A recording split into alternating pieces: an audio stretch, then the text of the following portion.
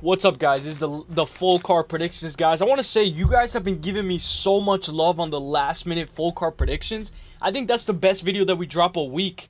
So, guys, if you guys are new to the channel, watch the last minute full card predictions because we go over the props. I try my best, I scream, not scream, but like I'm very passionate about the odds. I'm very passionate about doing this, and I love this game.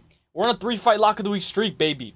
Zahabi, Ikram Alaskarov, and Norma Dumont. I don't care. Robbery, whatever. We're still on the lock of the week streak, baby. Let's go. What'd I say? After I lost with Joel Alvarez inside the distance by submission on points, I said there's only one thing about hitting rock bottom that's good. That there's only one way to go, and that's up, baby. We've been doing good. Last time, 321 was a no contest, so I was like, damn, I can't get a main event right if my life depended on it. I can't. But we got the main event right, baby, so let's go. I hope you guys all had a great time. I hope you guys enjoyed the fights as well. We're going to go over this, do a quick recap, and then go over the full card. Ended up getting 3 wrong. Lee, who started off very strong, but you can tell his legs are going to get tired in that triangle lock. He started very strong, very good, but then he ended up losing the second round and then losing the third. It is what it is. Lee, you're going to get better. Garimbo, he kind of frustrated me a little bit, but I chose to believe in Garimbo, so that's what happens when you believe into something rather than make your own pick, I believed in Garimbo. I like him. I think he still has what it takes to get back in the win column. It's just that Wells was huge, and in that third round, he got the takedown, got on top of him, held him there, and he clearly won that fight, so fair and square. Now, this was weird, that Elijah and Cortez, Elijah did poke his eye. And it's crazy because Tom Aspinall, the fight just ended in no contest. So the ref said, whoa, like it's over. But then they said, no, it's not over. It was a timeout. Then the fight continues. And Waldo knocks him out, bro. Bro, this was crazy, bro. Bro, I had parlays with Elijah. I should have trusted in Waldo. My guy Waldo, bro. Oh my God. That one, I was like, damn. Imagine how good it would feel to pick Waldo. So shout out to all the guys that have Waldo. I felt like that was my favorite performance of the night. Steve Garcia, beautiful. The way he lands his hands, the way he's over-aggressive. Body shot, knee, elbow, implementing damage. That's what I love to see. It was a great night at the Apex. Let's look to replicate it again. Let's go over the bets. Dumas was doing good, guys. I'm not going to go over each and every fight. I think Dumont did good as well. Dumas was wrestling early, got submitted. Dumont, I think she won round 2 and 3. It gets a little bit questionable because Ketlin's not doing anything with the takedown. 1 minute, let's say we're 4 minutes into round 3, right? Norma Dumont won the 4 minutes. That 1 minute that she gets of the takedown holding her down does not overwrite the 4 minutes of Norma outstriking Ketlin Vieira. I think Norma clearly won that fight. If you think the other way, I'd gladly hear it in the comment section below. Let's go. Now we're going to go over the bets. But this was before. This wasn't even a live bet. I was nervous after that first round. Norma Dumont, she still needs one more for the title shot. Norma Dumont and Steve Garcia, 2-leg parlay, 136. And by the way, guys, I'm in my Google Photos, so if it shows screenshot, I'm here to show it and prove to you guys that these are my bets. If you would like to see the New York logo, comment it down below. I can show it to you as well. I do not lie about this, guys. Steve Garcia, Norma Dumont, we hit it, made $86 off of that around, because, you put 50, but you got to make, what you make back, Then we hit, guys, I did mix up baseball because it was the World Series. I've been doing this. Shout out to the guys. I want to give a shout out to my guy. His name is Better MMA. Better MMA has been helping me consistently with these baseball bets. And I want to give a big shout out to him because during the World Series, we've been doing Vlad and Ernie just to get a hit. And both of these guys have been getting a hit consistently. In fact, all of the games in the World Series, they've gotten a hit. So I included it for the last. I didn't know it was going to be the last time the Blue Jays did lose. It was a very exciting game, and I'm not really a baseball guy. I didn't grow up watching baseball, but my brother did. Vlad and Ernie to get a hit. Seokyeon Ko, just for a little bit more juice, more odds. I'm a degenerate. Ali Sardelin, Norma Dumont, Alan Nascimento, Radke Frunza doesn't go the distance, and that was a little bit of a crazy one because that fight looked like it was going the distance until Radke got that submission, and Steve Garcia moneyline, $1 for 21. I like parlays like this. I'd rather throw a dollar, see what sticks. Next one, Vlad, Ernie to get a hit. Billy, and by the way, Vlad got the last hit. That was crazy. Billy Alicana, Alan Nascimento, no. And Steve Garcia, I did the same thing, but I put 5 on it. I just removed a couple of legs. Then the next thing, Vlad, Ernie, Freeman. I got a lot of baseball in this. Hyder, by the way, Hyder going from a plus 220 to a plus 136. There's something weird going on. We'll talk about it on my Monday stream. Steve Garcia, let's go. And then I missed with this one, guys. Over 1.5 Garcia fight. Garcia, we hit, but then the over 2.5 Waldo on Teddy DeLige. That fight was crazy, so I don't even care, but that's how it is, guys. I hope you guys had a great day. I hope you guys ended up going positive. And what's fun is Tapology, guys. We're on our way to getting the next belt with this, which is 4th degree blue belt. So I'm trying to get my belt. I'm trying to get better in Tapology. I'm trying to get more better perfects. So here we go without further ado. 13 fight card. I hope you guys are ready for this one. It's going to be fun. Let's start it off with the bang. Let's go. Bang. All right, so Robert Valentin versus Jackson McVey. Robert Valentin minus 162. Jackson McVey plus 126. Let me know if you guys like it when I read the odds. If you care, if you don't care, let me know. All criticism is appreciated. Let's go. This is a fun fight. I feel bad for Valentin. I don't know if the UFC hates him or what, but he's always in a tough fight. Robert Valentin, Ultimate Fighter competitor, 10-6 overall, 30 years old, 6'2", 77-inch reach, 2-3 out of his last 5. He's currently on a 3-fight losing skid, losing to Ryan Loader, Torres Finney, and Ataba Gutierrez. He has a pretty decent chin for the amount of damage that he's been taking as well. Hands low, looks to go to war. He's a dangerous fighter looking to find success in the chaos. He bites down in his mouthpiece and just throws down. Sometimes when he gets cracked, he showboats a bit. Like he goes like this, like, let's go, I'm good, let's go. And I'd prefer for him to be locked in and focused after getting cracked. He has 6 subs, 3 wins by KO, and 1 win by decision. Matched up against Jackson McVey. McVey is a company man. He was brought in the UFC on short notice for UFC 317 against Dumas. Then that fight fell through, I believe. Then they tried to make a new fight. That fight fell through. And then he fought on UFC 318. And he got fed to the wolves against Bruno Ferreira. Jackson did pretty well. And he did pretty decent for as long as that fight lasted against a true dangerous middleweight. 6'4" for Jackson. 77-inch reach. 4-1 out of his last 5. Good 1-2. Good teep. Good work to the body as well. But I like his management of distance and range. He has a 100% finish rate. 3 KOs in the first. 3 subs in the first. Some people can make the case that both of these guys don't deserve to be in the UFC. But in this case, I feel like both of these guys are fighting for their contract, you know? And it's very important, guys. This is a very important fight for both guys. It's crazy because if you have to take the most, you have to make the most of it in the UFC. You have to make the most of it in the UFC for as long or as little time as you're here for. You know, like Michael Chandler says, I'm here for a good time, not a long time. And he's actually here for a long time, Michael Chandler. Valentin has faced a lot of adversity, and he can take a beating. This is a close fight, a coin flip. Low confidence, but the pick is going to be Robert Valentin. Both of these guys are finishers. The fight to not go the distance is a nice play. Robert Valentin by sub. Robert for the dub. I like his money line, but I wouldn't bet this fight, guys. I have a rule. I don't like to bet the first fight. You guys know that Alan Carr fight as well was a little bit crazy. Give me Robert Valentin for the dub. Let's see how it goes. Let's go, my guy. Let's go. Good luck. I'd like to see Robert get back in the win column. Let's go. Miles Johns, no odds for this fight, versus Daniel Marcos. Miles Johns is a good grappler. He's strong, tends to strike it out more than Russell as of recent. 15-4 overall, 2-1 out of his last 5. A no contest with Dan Argueta, beat Cody Gibson and Douglas Silva de Andrade. Then he lost his next 2 fights to Felipe Lima and Gene Masamoto by split in a razor-close fight. If you guys know, Gene Masamoto was my lock of the week against Miles Johns. And I was biting my nails. I was freaking out that entire fight, guys. I was freaking out. Miles Johns brings it. 31 years old for Miles Johns. 6-4 in the UFC. He's a bit smaller. He's a bit on the smaller side for the division, but is still young. Time to improve. Still has time to improve. And has looked like he's not slowing down at all. His cardio does fade as the fight goes on. Johns can have a lot more success if he decided to wrestle, but it does get you more tired when you wrestle. Once he gets you down, he has decent control, can capitalize off the break, wrestling exchanges. Matched up against Daniel Marcos. Marcos was undefeated, but suffered his very first pro loss to Monto Jackson in a close fight. 5 months ago, 32 years old, 3-1 out of his last 5, 4-1 in the UFC, not including his no contest. And that goes for both of those guys. I didn't include the no contest. Marcos had a close fight with Davey Grant. Marcos is a true technician, good volume, but he can be open to getting his legs chewed up. He got his legs chewed up against Adrian Yanez. He has good offense, elbows, knees, good 1-2, great takedown defense. He can go a full 15 as well, but he can find the finish if needed. The longer the fight goes, I see him entering his flow state and he starts flowing. He landed 3 takedowns against Jackson.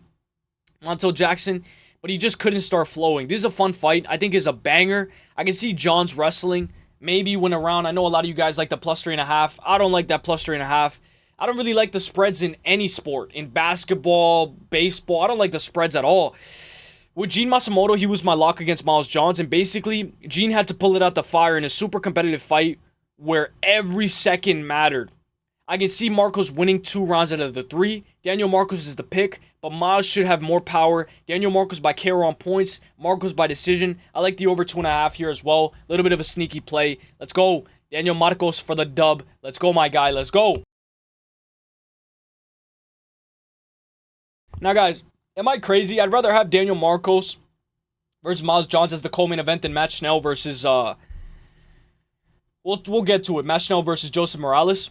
Tecia Pennington versus Denise Gomes. Tecia Pennington plus 176. Denise Gomes minus 230. Tecia, the little engine that could. Tecia Pennington is a well-rounded athlete, super explosive for her size, and a great boxer. She can be in a super competitive fight, sometimes way too competitive for my liking. She's always in a close fight, but because the decision is her bread and butter. 11-7 in the UFC, 13 wins by decision, 1 win by sub, and 1 win by KO. All 7 of her losses are by decision. She has never been finished her entire career. Very good stat. Very good cardio. Very good striking. I see her as an older version of Tabitha Ricci. She's always working. Her last time out, she got dropped, but she showed recovery and showed she can still dog it out over a 15 minutes. Many include that she arguably lost that fight against Carla Esparza, but overall, she's on a 2-fight win streak, matched up against Denise Gomes. Gomes eats one to give one. She's tough as nails. She will bring the heat. She's only been finished once in her entire pro career. She has heavy hands, deceptive power, 7 wins by KO, 4 wins by decision.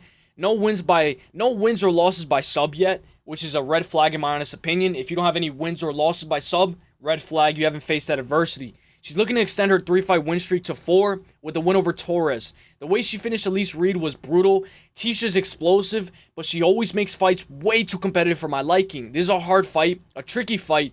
Denise Gomes isn't as technical as Torres, but Torres might get her chin cracked. I really like the over 2.5 here. This is crazy, guys. It's going to be crazy. It's risky. Risky over 2.5, but I like it. Low confidence, but my pick is going to be Tecia Pennington. I know her as Torres because my entire growing up, I watched Tecia Torres, and now it's Pennington. I might pick flip on Friday. I hate pick flipping. You guys know I was going to pick flip with Hyder and Isaac Dalgurian, but I said no, I'm sticking to my guns, and Hyder won that fight. I do not like pick flipping. When I pick flip, something bad happens. Not all the time, though. The pick is going to be Tecia Pennington.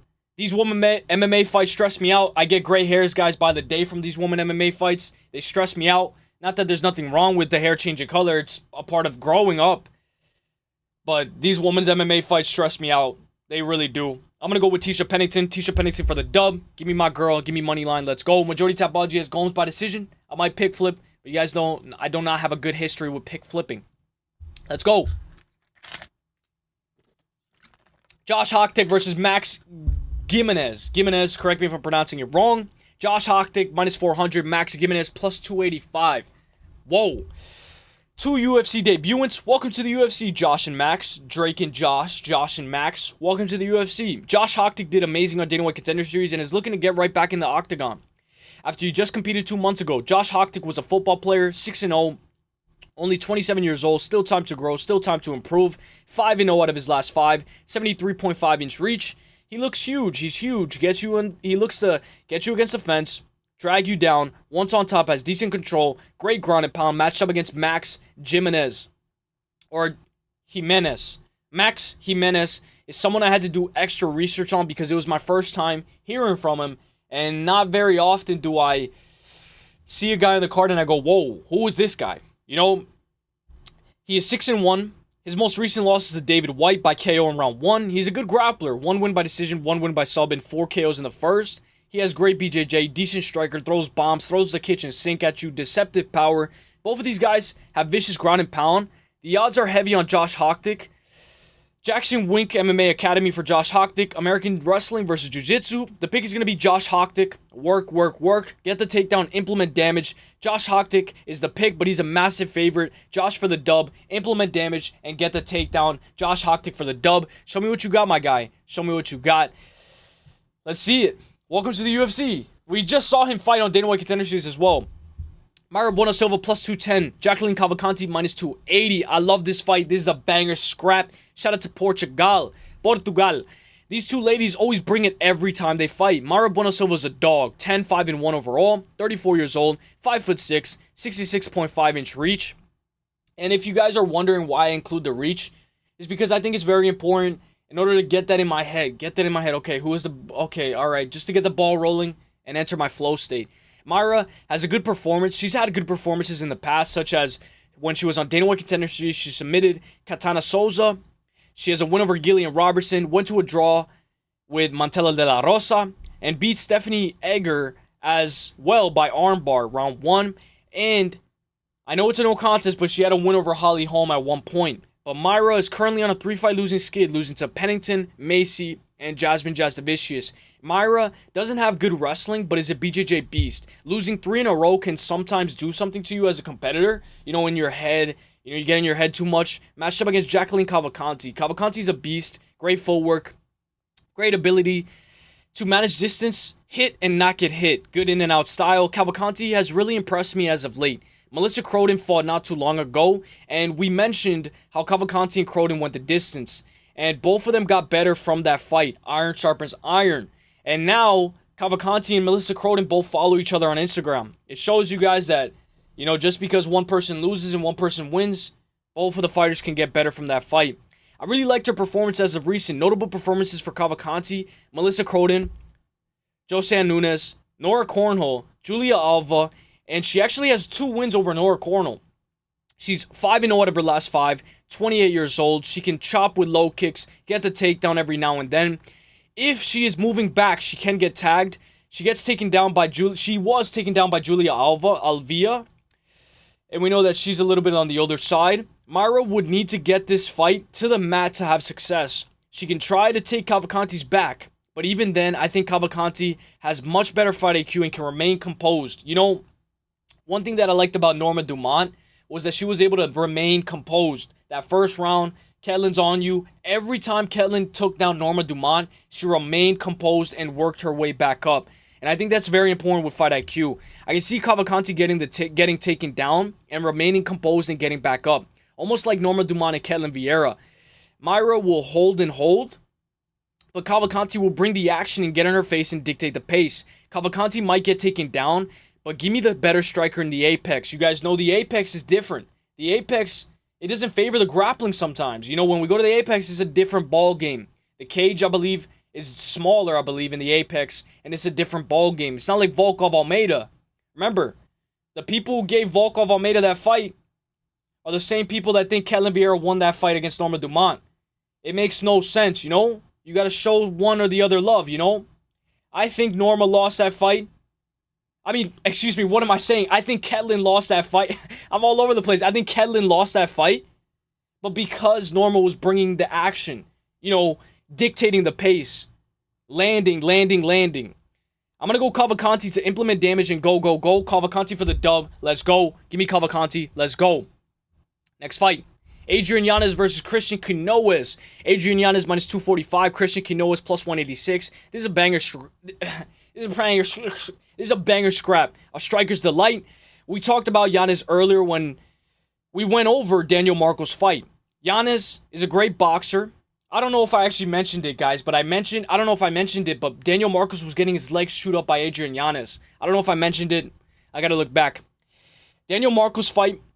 Daniel is a great boxer. Good low kicks, great volume, beautiful work to the body, but guys, sometimes Adrian Yanez can be a bit chinny. I don't want to say this, but he has great recovery. I don't want to say this because, you know, anybody can get hit on the button and go out. 17-6, but once he starts flowing, you can tell. He just locks in and he does amazing. You can just see his work. It's a striker's delight. 2-3 of his last 5 with losses to Rob Font, who KO'd him in round 1. But that was 2023 Rob Font. That was a mythical fighter, Rob Font. 2023 Rob Font was a mythical fighter. That guy was a beast. Jonathan Martinez, who actually leg kicked TKO'd him. And Daniel Marcos, he lost to by split decision. 70-inch reach for Yanez. 5 fight of the night bonuses.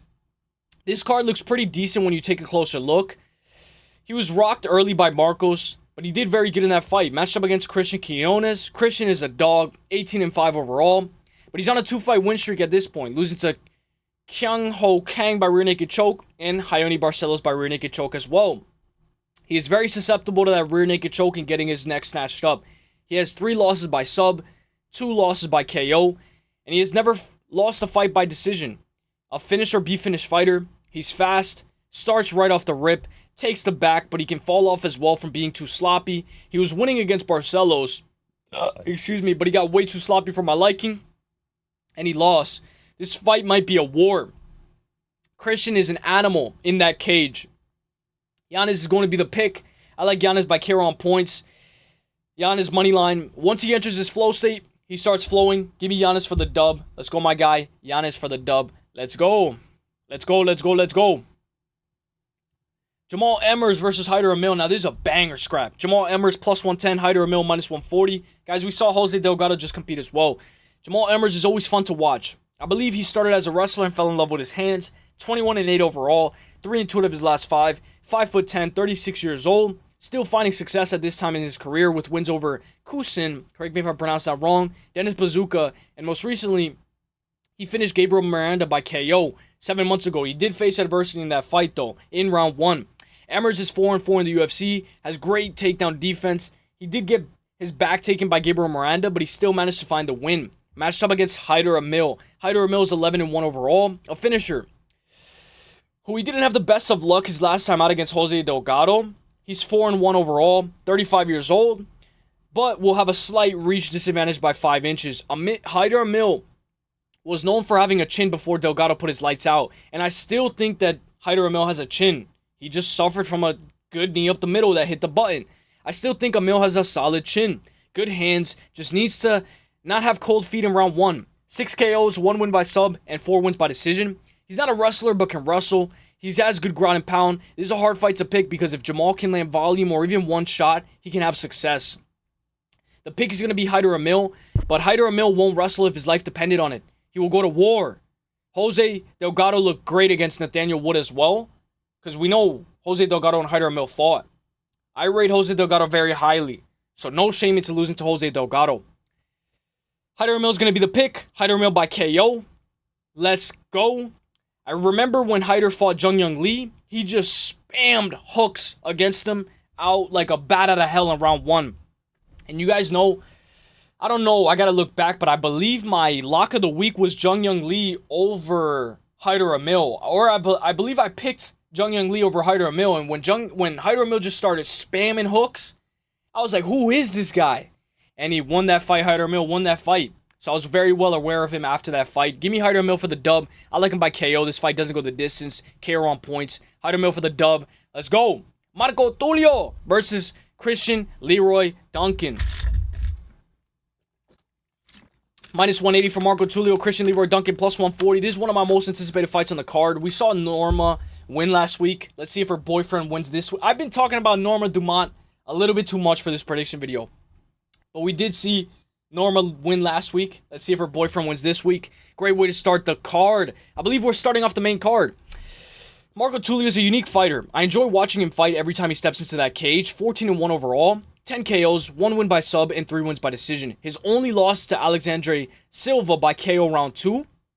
Funny enough, Marco Tulio has a win over someone named Tulio Marcos. If you actually look at his record, Marco Tulio has a win over Tulio Marcos, that's the exact same name. That's like if Cristian Leroy Duncan beat somebody named Duncan Leroy Christian. I know it has nothing to do with anything, but the guy beats someone with his name, with the same name but reversed. Heavy hands, deceptive power, good combos. He picks his shots, good low kicks, and he can grapple as well. Good ground and pound, and he can snatch a neck. His only win by sub is by rear naked choke over Tulio Marcos. Marco Tulio beat Tulio Marcos by rear naked choke. Good to know that he has that rear naked choke in his arsenal. Matched up against CLD. Cristian Leroy Duncan. CLD is coming off of a vicious KO over Eric Anders. Spinning elbow, spinning back elbow KO. You know it's the year of the spinning elbow. Beautiful timing on that spin elbow. CLD is 12-2 overall. His most recent loss to Gregory Rodriguez. He was constantly taken down in that fight. But he's now on a 2-fight win streak, beating Andre Pulaev and Eric Anders. COD has 10 finishes out of his 12 wins. He's fast, throws the kitchen sink at you, and can wrestle if needed. Great ground and pound, great timing and mobility, light in his toes. Once you tag him up, though, COD's going to start wrestling. COD will shoot once he feels Tulio's power. Tulio did go to war with Tresean Gore. Marco is going to be the pick. Marco Polo. Guys in school, like, I remember this actually gave me a throwback. I remember having one of the, you guys know the teacher. There's the teacher, and then there's the teacher that helps out the teacher. So the teacher that was helping out the teacher, her name was Mrs. Marco. We would go, Marco, Polo. Somebody like, Mrs. Marco, Polo. Give me Marco Tulio for the dub, guys. Tulio by KO on points. Let's go, my guy, Tulio for the dub. But you better keep that takedown defense on point. Let's go. Ricky Simón versus Raoni Barcelos. A banger scrap, guys. I feel like Ricky Simón is somebody that I've, grown up watching. Ricky Simón minus 164, Raoni Barcelos plus 128. The matchmaking on this card is insane. This is such a good fight. The scrambling exchanges might be fun to watch here. Ricky Simón is 22-6 overall, looking to extend his two-fight win streak. To 3 with a win over Barcelos. Ricky is only 33 years old. Ricky. He has fought the who's who, 5'6", 69-inch reach. Not too long ago, Ricky was on a 3-fight losing skid, losing to Song Yadong, Mario Batista, and Vinicius Oliveira. He's now back in the win column, beating Javid Basharat and Cameron Smotherin. He can wrestle. He can get picked apart on the feet if you are in his face and you have the volume. If Ricky can get the ball, if he can't get the ball rolling, you can see it. Sometimes he doesn't look good. He looks a little bit off. But he has beautiful shot selection when he's on point. Deceptive power as well. Super explosive, threatening subs, and always on the front foot. Matched up against the only man to beat, Payne Talbot, Raoni Barcelos. Barcelos is on the other side. He's on the older side. At 38 years old, 5'7", 67-inch reach. He is 22-5 overall. He was on a losing skid at one point, losing to Umar and Kyler Phillips. But he's now on a tear with a 3-fight win streak, beating Cristian Quiñonez, who we talked about earlier. There's a lot of fighters that have fought each other on this card. Payne Talbot and Cody Garbrandt. He's herky-jerky, and what I mean by herky-jerky is he's always moving, like D. Jordan Santos. Like, he's always moving. He's never staying still. Always mixing it up. I feel every time we break down Barcelos, we have to mention he's a 5-time Brazilian national wrestling champion. I feel like, why do we have to mention that? But, we already know he's a good wrestler. He never stays still. Looks to get this fight to the mat. Cody Garbrandt almost won his last time out against Barcelos, but Barcelos faced through adversity and won by decision. I remember when Cody and Barcelos fought, there was flashes of young Cody Garbrandt. We saw the flashes of young Cody Garbrandt. Cody's back. He's back. I remember that. Ricky's a wrestler as well. I can see Ricky losing the first round and then banking in rounds 2 and 3. Ricky to land more volume, more damage, and get the job done, and wrestle the wrestler if needed. We saw Garimbo and Jeremiah Wells. Garimbo was wrestling, but when Jeremiah Wells wrestled the wrestler, Jeremiah Wells was able to take down Garimbo. Wrestle the wrestler. Ricky Simón for the dub. Ricky. Let's go. Ricky, I like him by money line. Just give me money line. Let's go. Ricky Simón for the dub. Maybe an over 2.5. We'll see.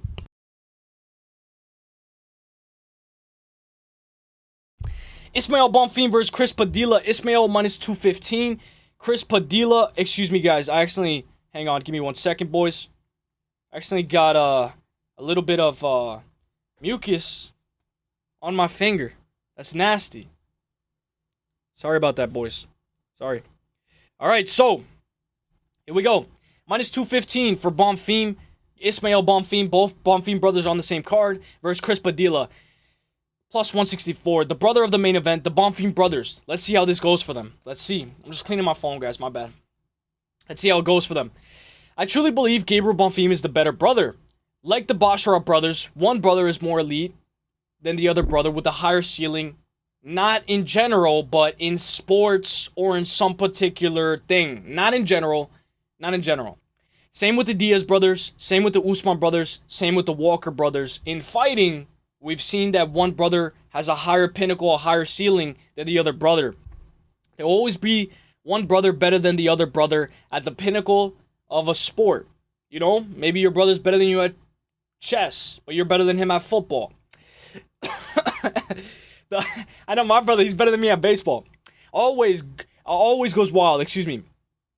So, Ismail always goes wild, throws the kitchen sink at you. If you've seen Ismail spar, this guy spars wild, man. 20-5 overall, 29 years old, 5'8", 71-inch reach, 3-2 out of his last 5. Looking to get back in the win column, losing to Nazim Sadikov. He also lost to BSD not too long ago, guys. When I look at this fight, guys, I think that this fight is very important for both guys. 2 years and 3 months ago, he lost to Bonfim, right?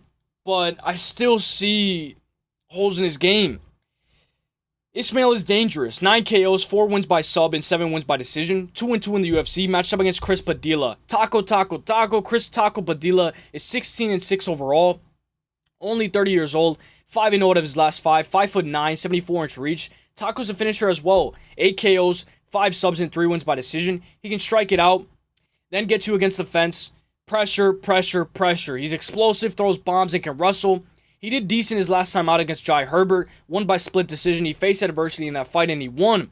I think this is a dangerous spot for both of these guys. Ismail is really elite. I like Ismail. He's a very good athlete, and he can bank in rounds. I can see Taco Padilla getting picked apart on the outside, but for now, guys, the pick is going to be Chris Taco Padilla for the dub. Let's go Taco for the dub. Let's go, my guy. Let's go. Let me know who you guys got, because I don't like to pick flip, but I might pick flip on Friday, depending on the weigh-ins and the face-offs and what we hear, staph infection, this and that.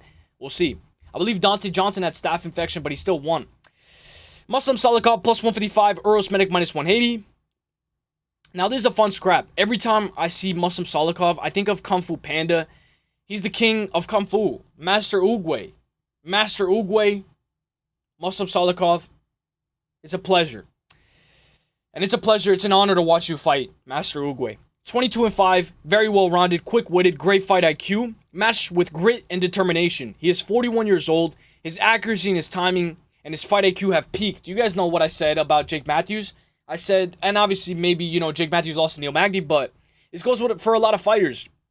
Your physical capability and your mental capability of the fight game, sometimes your physical peak can sometimes come a little bit earlier than your fight IQ peak. When I look at Salikov, his fight IQ peak is at its peak, but his physical attributes because of age is just under, but he's at the peak mentally. And I think that's very, very good because he's very sharp. And he's not even that far behind. He's just older. He's not that far behind. 5'11", 70-inch reach. This guy's insane. He has great takedown defense. He's a Russian beast. He can wrestle very well offensively and defensively. He's on a 3-fight win streak, beating Santiago Ponzinibbio, Kanan Song, and Carlos Leal. Before his 3-fight win streak, he lost to Dalby and Randy Brown. Randy Brown is the main event. It's crazy how many fighters have fought each other on this card.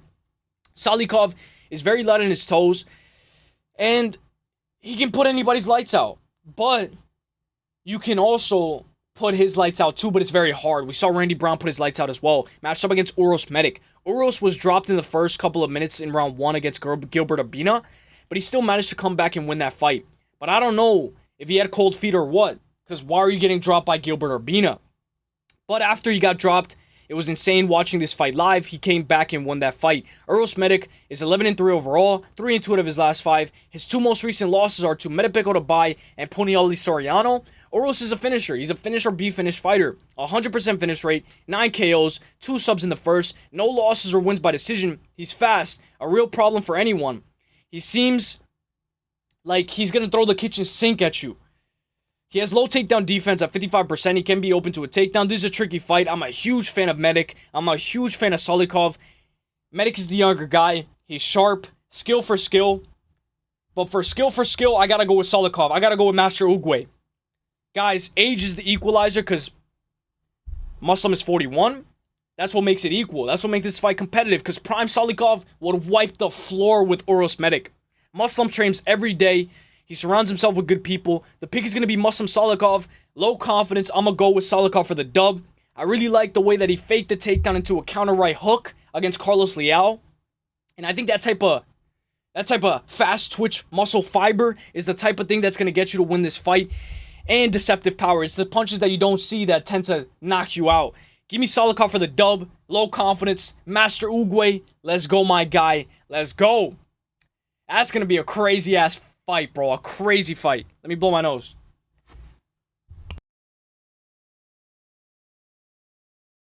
Plus 200 for Matt Schnell. Joseph Morales minus 265. What a great co-main event. We literally have Daniel Marcos versus... I'm not going to lie, I forgot. We literally have Daniel Marcos versus Miles Johns. And this is the co-main event. Whatever. I'm going to smell the roses. I like it.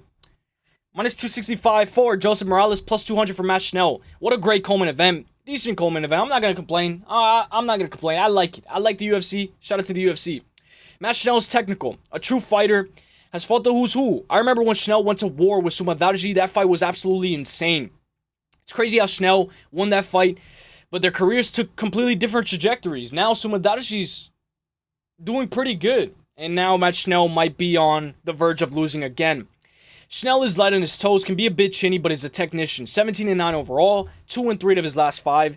He was on a 3-fight losing skid at one point, not too long ago. Losing to Mateus Nicolau, Steve Erceg, and Cody Durden. He just beat Jimmy Flick and is now trying to extend his win streak to 2. A majority of Schnell's losses are by KO. He has more losses by KO than wins by KO. 5 losses by KO, 3 losses by sub, and only 1 loss by decision. 7-7 in the UFC. But in my honest opinion, Matt Schnell is no longer in his prime. He can wrestle, but he can get that neck snatched up. Terrible shot selection, but he's tough as nails. And he was taken down multiple times by Flick his last time out. Matched up against Ultimate Fighter finale winner, Joseph Morales. Morales was in the UFC before. He went 1-2 and was cut after losing to Figgy and Eric Shelton by split. Then he goes on a 3-fight win streak. Then is on the Ultimate Fighter, beating Eduardo Enrique, Inmael Rodriguez, and then he wins the Ultimate Fighter, beating Alibi Adeliris, or Idiris.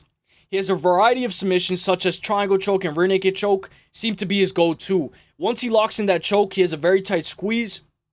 On the ground, very good control, very good pop shots. He can get tagged up and be very timid, but he's looking to counter. Matt Schnell has been in dog. He has been a dog. Very good. Consistently time out and time out. But he's been fighting in too many wars over and over again, and he's always down to jump into that firefight. The pick is going to be Joseph Morales. Morales by sub.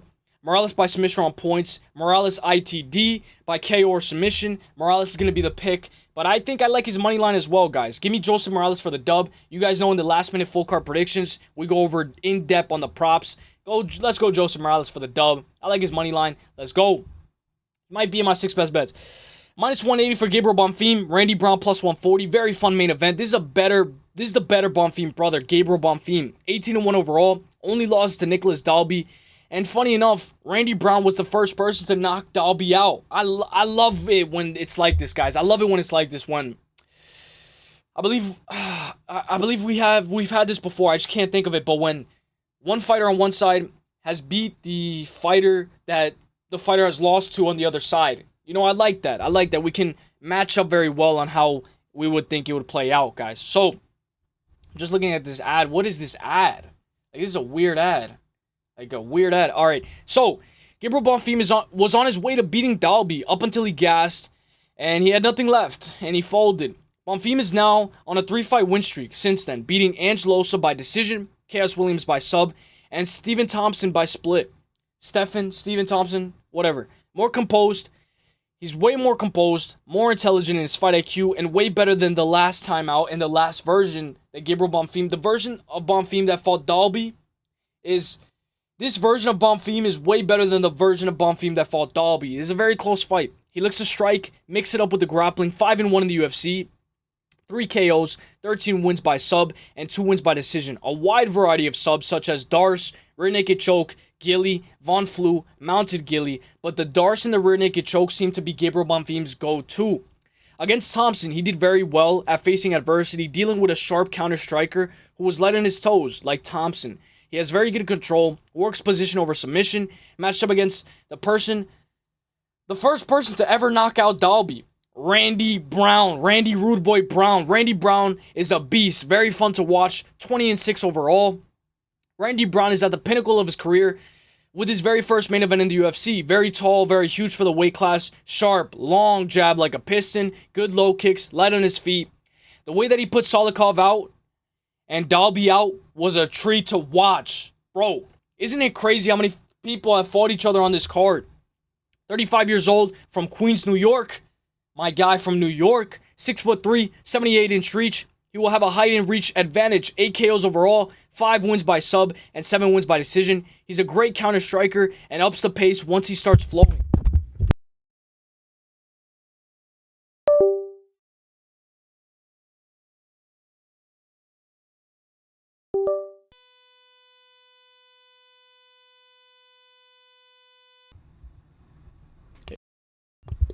Yeah, excuse me. Hello. 1, 2, 3, 1, 2. I hope we're good, guys. I accidentally dropped my mic, guys. I accidentally hit it because my mic is a little bit close. My bad about that. I hope we can still hear good, right?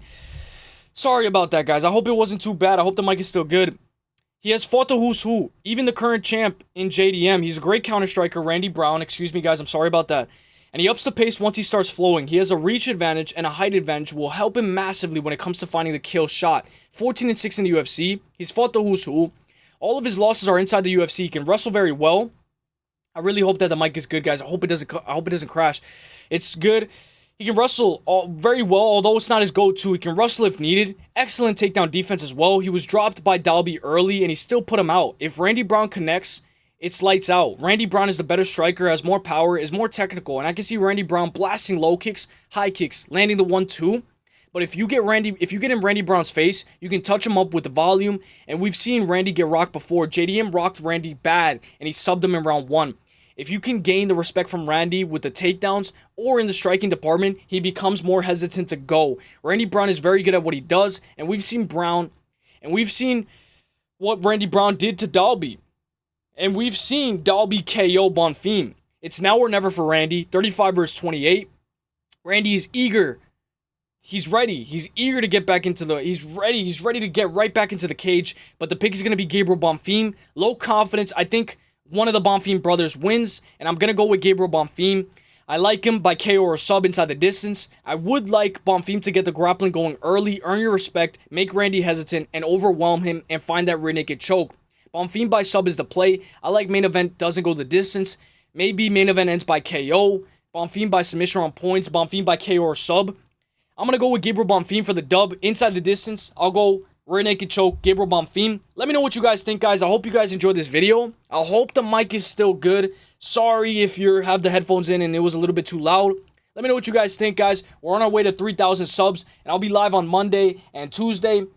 So, stay tuned, hit the bell, guys, and thank you for all the love that you guys have been giving me for the last-minute full card predictions. I'm going Gabriel Bonfim. I'm going to go by rear naked choke. Let me know what you guys got. A longer video, but I promise it was because I dropped my mic. It wasn't because of anything else. And any criticism is appreciated. Anything that I missed, let me know. I love you guys. Peace. Hey, yacht. Hey.